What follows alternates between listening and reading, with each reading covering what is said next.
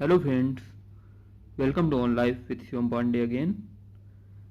आज हम डिस्कस करेंगे कुछ महात्मा गांधी के विचारों के बारे में। जैसे कि हम जानते हैं कि पिछले 2 अक्टूबर को महात्मा गांधी जी की जयंती थी, तो उसके बारे में मैं मैनेजमेंट गुरु एन रघुरामन जी के विचार प्रस्तुत करना चाहूँगा। और मुझे लगता है कि ये बहुत ही अच्छे विचार हैं और आपको भी सुनने चाहिए। अगर आपने नहीं पढ़े हों तो आपको ये सुनने चाहिए। तो चलिए उसी के बारे में हम बात करते हैं। डायरेक्ट मुद्दे पे आते हैं। एन रघुरामन जी जो मैनेजमेंट फंडा करके एक कॉलम लिखते हैं दैनिक भास्कर में, तो उन्होंने ही लिखा हुआ था यह लेख। तो चलिए मैं प्रस्तुत करता हूँ। पेरेंटिंग से गांधीवाद, मतलब पेरेंटिंग में गांधीवाद से बेहतर दुनिया बनेगी। तो चलिए हम देखते हैं क्या है।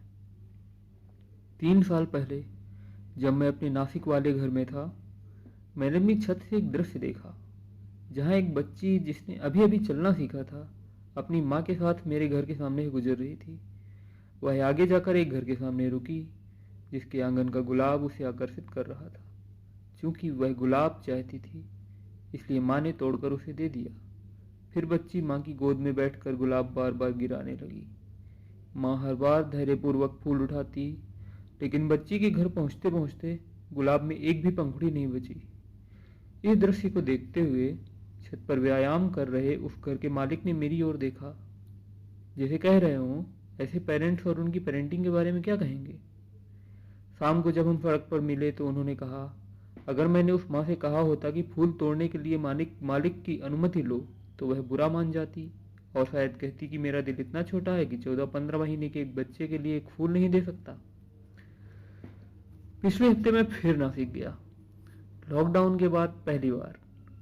और कल मैंने उसी बच्ची को देखा जो अब थोड़ी बड़ी हो गई है और कई आंगनों की दीवारों पर से दौड़ दौड़ कर फूल तोड़ रही थी।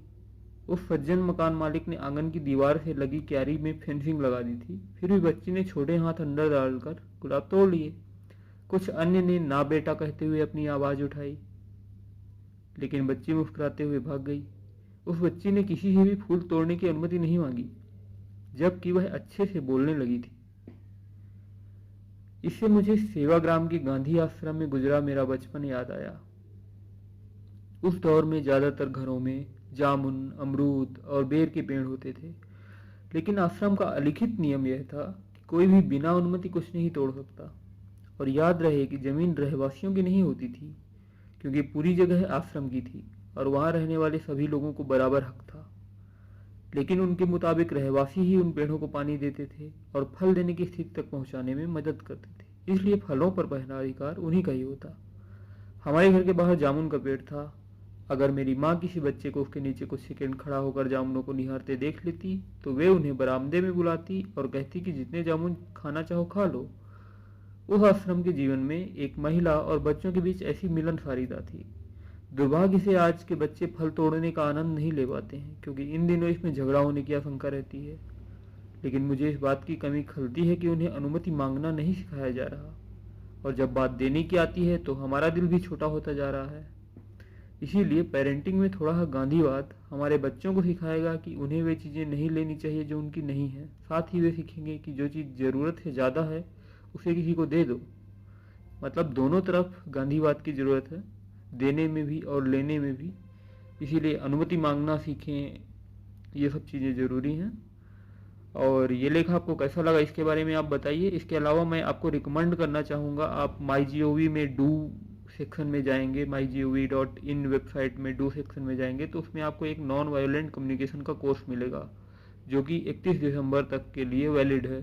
तो आपको नॉन वायलेंट कम्युनिकेशन अर्थात अहिंसक संचार का कोर्स करिए और उससे आपको सर्टिफिकेट भी मिलेगा। पर उससे जो चीज़ें आप सीखेंगे वो आपके जीवन में, आपके कम्युनिकेशन में, आपके ये रहन सहन में एक अलग तरह से बदलाव, एक अलग दृष्टिकोण प्रदान करेंगी। तो मैं नॉन वायलेंट कम्युनिकेशन का कोर्स आपको सजेस्ट करूंगा। एक बार फिर से बता दूं, MyGov.in की वेबसाइट में आप डू सेक्शन में जाएंगे तो नॉन वायलेंट कम्युनिकेशन कोर्स आपको मिलेगा।